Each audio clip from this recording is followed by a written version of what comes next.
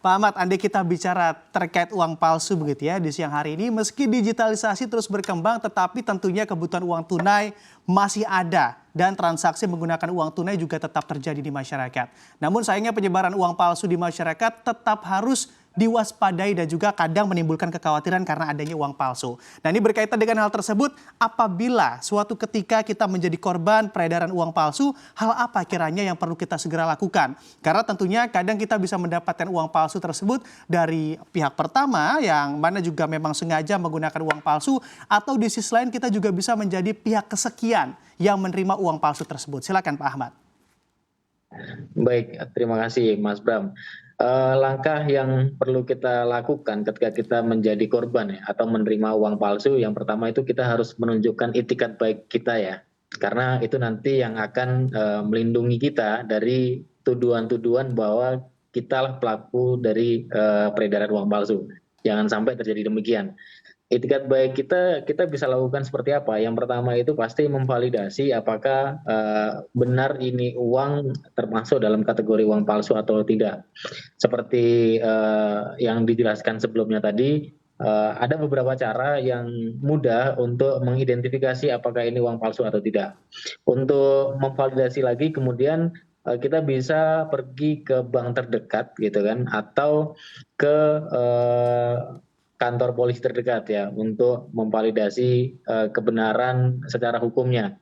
Karena bank atau kemudian kantor polisi atau kantor Bank Indonesia terdekat inilah yang kemudian bisa memvalidasi kebenaran dari uang palsu ini secara saintifik ya. Karena kalau kita orang awam melihatnya kan secara fisik aja kan, apakah ini palsu atau tidak. Tapi kemudian ketika kita koordinasikan dengan pihak-pihak yang berkepentingan, misalnya bank terdekat atau kantor Bank Indonesia terdekat atau kantor kepolisian, maka nanti akan dilakukan tindakan-tindakan lebih lanjut untuk setidak-tidaknya mencegah peredaran uang palsu ini semakin berkembang. Karena yaitu tentunya ketika ini diteruskan atau dibiarkan, maka kerugiannya tidak hanya bagi kita yang selaku korban, tapi berpotensi merugikan orang yang lebih banyak lagi. Jadi itu Mas, yang pertama yang harus kita lakukan, kita harus menunjukkan itikat baik kita sebagai korban. Caranya seperti apa? Yaitu, Pak Ahmad masih tergabung bersama kami Pak atau terputus Pak? halo? Ya, itu intinya kita harus menunjukkan itikat baik kita ya ketika kita menjadi korban itu dengan kita mendatangi bank terdekat atau kantor Bank Indonesia terdekat atau pihak kepolisian untuk dilakukan tindakan-tindakan preventif ataupun penindakan terhadap pelaku sebenarnya dari peredaran uang palsu ini. Itu Mas. Oke baik, itikat baik begitu ya untuk tidak disebarluaskan kembali uang palsunya. Nah tapi sayangnya Pak Ahmad secara tegas Bank Indonesia menyatakan tidak bisa mengganti uang palsu tersebut dengan uang asli. Nah ini bagaimana lagi untuk mendapatkan hak kita kembali? Apakah memang saat kita mendapatkan uang palsu berarti memang apesnya kita saja karena memang tidak bisa diapa-apakan? Baik, mungkin hal utama yang perlu digarisbawahi juga ya, bahwa eh, ketika kita mau bertransaksi, apalagi dalam jumlah besar, itu sebaiknya menghindari transaksinya dilakukan dengan uang cash ya. Supaya apa? Supaya kalau kita nanti pada akhirnya menjadi korban dari peredaran uang palsu ini, jangan sampai kerugiannya besar gitu kan. Terlebih lagi kalau misalnya kita menggunakan mekanisme-mekanisme transfer, baik melalui bank langsung atau melalui bank digital, itu kan buktinya lebih mudah. Itu yang pertama. Yang berikutnya, kalau Bank Indonesia tidak mau memberikan ganti rugi, menurut saya itu sangat objektif ya, karena yang harus kita perhatikan dalam suatu tuntutan ganti rugi itu adalah kesalahannya ada di siapa. Karena Bank Indonesia pasti berargumen bahwa ini bukan kesalahan saya gitu kan, karena ini kesalahan pihak lain, dan karena bukan kesalahan saya, jadi saya yang tidak perlu bertanggung jawab terhadap ini. Tapi Bank Indonesia punya kewajiban untuk melakukan tindakan-tindakan pencegahan terhadap beredarnya uang palsu. Lantas, bagaimana kemudian kalau kita misalnya berniat untuk mengajukan tuntutan ganti rugi terhadap kerugian yang kita alami dari peredaran uang palsu, yang seperti yang disebutkan tadi bahwa peredaran uang palsu ini kan kualifikasinya ada mekanisme pemidanaan.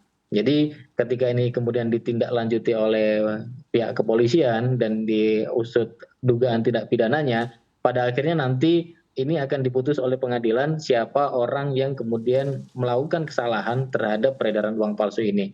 Nah, di titik ini kemudian kita punya celah untuk menuntut ganti rugi terhadap kerugian yang kita alami. Tuntutan itu pun bisa paralel ya, selama proses penuntutan tindak pidana dilakukan, kita bisa berbarengan dengan itu menuntut keperdataannya, tapi bisa juga menunggu putusan pidananya selesai, baru kita melakukan tuntutan keperdataannya. Jadi menurut saya celah yang paling terbuka ketika kita minta pengembalian terhadap kerugian dari peredaran uang palsu itu adalah dengan mekanisme keperdataan itu tadi, Mas.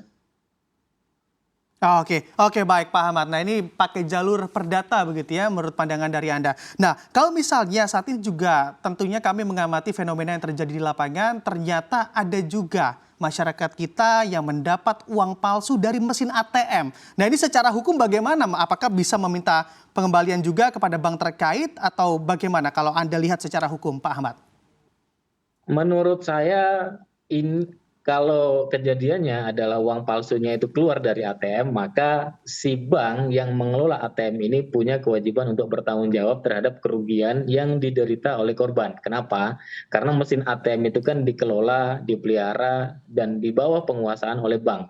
Jadi ketika terdapat uang palsu di dalam mesin ATM itu, maka patut dipertanyakan kehati-hatian dari bank ini ketika menaruh uang tersebut di mesin ATM, karena salah satu kewajiban pihak bank dalam peraturan perundang-undangan di bidang perbankan itu kan harus menerapkan prinsip kehati-hatian, itu diantaranya. Jadi kalau tiba-tiba kita menerima uang dan itu uang palsu ya khususnya, dan itu keluar dari mesin ATM, maka terbuka kemungkinan kita untuk meminta pertanggungjawaban terhadap bank yang mengelola mesin ATM tersebut, karena mesin ATM itu sepenuhnya menjadi tanggung jawab pihak bank. Itu Mas. Oke baik, apakah juga untuk mengusutnya memerlukan bukti Pak Ahmad? Karena memang banyak sekali masyarakat kita yang mengambil uang di ATM tidak merekam, lalu tidak ada juga untuk bukti yang mana juga menegaskan bahwa memang mendapatkan uang tersebut dari ATM. Baik, pembuktian itu selalu dibutuhkan ya ketika kita melakukan strategi pembelaan hukum, baik itu melalui litigasi maupun non litigasi. Beruntung kalau misalnya pihak banknya menyadari atau mengakui bahwa kesalahan itu ada di dia, jadi pembuktiannya mungkin nggak terlalu ribet, tapi kemudian kalau misalnya ada penyangkalan, terus ada keberatan atau penolakan dari pihak bank, mau tidak mau kita harus membuktikan bahwa uang palsu tersebut berasal dari mesin ATM. Nah, pembuktiannya seperti apa? Pembuktiannya macam-macam ya. Kalau di rezim penyidikan dugaan tindak pidana terkait uang palsu itu bisa digunakan bukti elektronik. Jadi di mesin-mesin ATM itu kan ada CCTV juga, itu juga bisa dijadikan salah satu bukti. Atau ketika kita mengambil uang itu dengan teman kita atau dengan saudara kita, maka saksi itu termasuk dalam kualifikasi bukti yang bisa kita gunakan ketika kita melakukan strategi pembelaan hukum. Itu Mas. Oke, baik Pak Ahmad. Ini kan kita bicara yang menjadi korban adalah masyarakat. Apakah juga Anda pernah mengamati secara kasus hukum begitu ya? Ternyata bank lah yang menjadi korbannya. Karena memang kalau kita perhatikan banyak mesin dari ATM ini menyediakan fasilitas setor tunai atau masyarakat bisa menyetorkan uang tanpa harus melalui teller. Nah, bagaimana pandangan Anda, Pak Ahmad? Iya, ini sangat mungkin, makanya kemudian bank pun punya kewajiban untuk melaksanakan prinsip kehati-hatian ya, termasuk kemudian dia menyediakan alat-alat yang bisa dijadikan bukti untuk mengejar keberadaan pelaku dari atau orang yang menyetorkan uang palsu ini.